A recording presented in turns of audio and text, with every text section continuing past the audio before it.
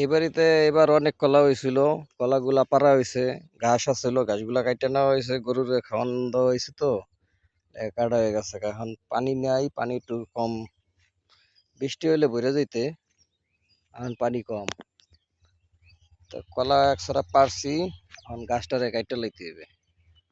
গাছটারে কাইটটা পাশে থুয়ে দিছি, এখন কলা ছড়া লইয়া এই আট দিই।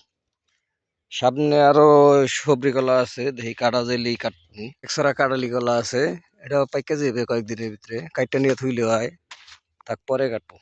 সবরি কলা হইছে কিন্তু ভালো হয় নাই।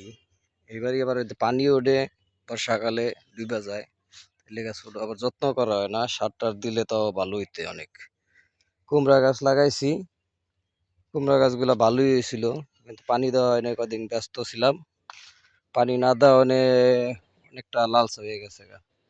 তা কালকে আবার রোজা রেখেও সার টার দিছি, কোপাই টোপাইয়া, আজকে পানি দিছি, দু একদিনে আবার তাজা হয়ে যাবে।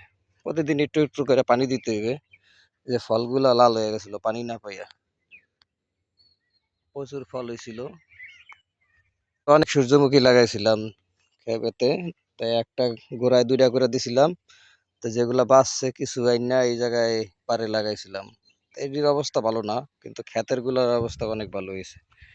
আর কয়েকদিনের ভিতরে ফুল ফুটে যাবে। এই আগাছা গুলা অনেক ডিস্টার্ব করে, এটি কাটতে লাগে। এটিতে একবারে শুকাই যায় মাটি, তারপরও এগুলা যে হয় প্রচুর হয়। এই কলা গাছ এটা ভালো না। এই একছড়া সবরি কলা আছে, দেখি এখন কাইটা লাই, বাতি হয়ে গেছে এটা। সবরি কলা একছড়া কাটছি, অল্প হইলেও রোজার দিনে খাওয়ান যাবে।